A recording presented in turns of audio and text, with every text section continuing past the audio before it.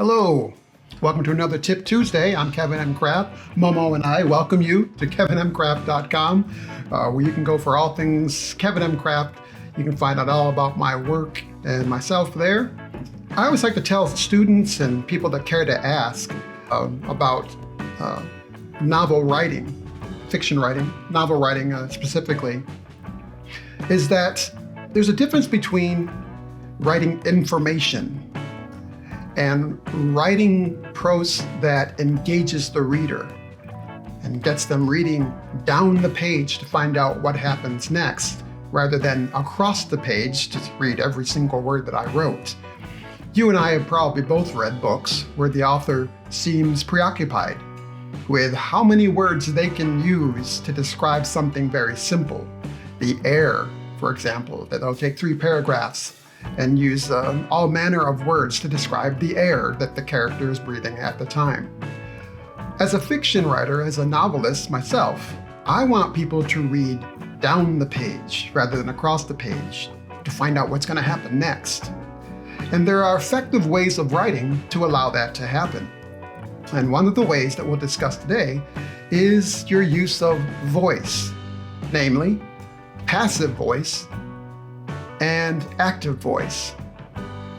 An example of a passive voice or passive phrase would be, the boy was running down the street.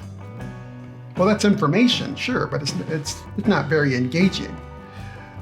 But if you take the same phrase and change it to, the boy ran down the street, the number of words is different and the change may be subtle, but I assure you, the change is significant in the way the reader reads that sentence.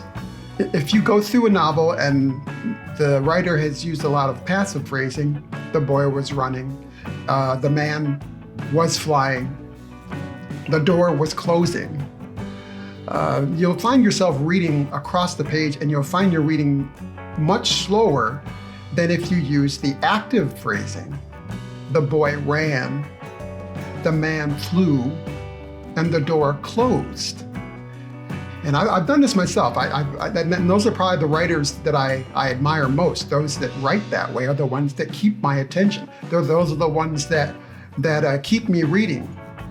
And those are the ones, by the way, who create what are called page turners and best-selling authors, is because you can't wait to see what's going to happen next, rather than, I want to see how many words they use to describe this. Literary fiction tends to do this as far as the number of words and everything. If you look at literary fiction, a lot of it is difficult to read for those of us with shorter attention spans, and those of us who are less concerned with how many words the author's using and more concerned about what is happening in the story. And so if you start looking at your writing in this way, and one exercise that I would actually encourage you is, when you're looking at your own writing, go through your writing and see how many times you use passive phrasing or passive voice. Was doing something, is doing something, that kind of thing. Go through all the times you do that and change it to the more active voice.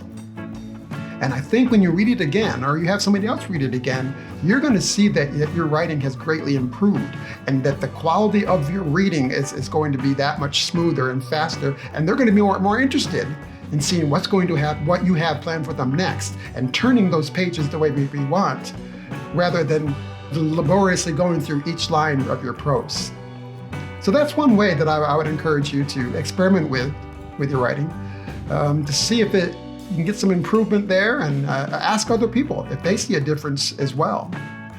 Next time we're going to talk about another way of effectively improving your writing.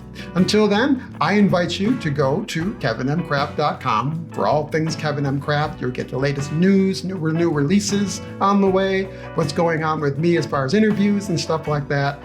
Anyway, please come over to my place and kick around.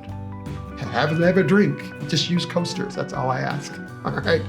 Thank you very much. We'll see you next time on Tip Tuesday.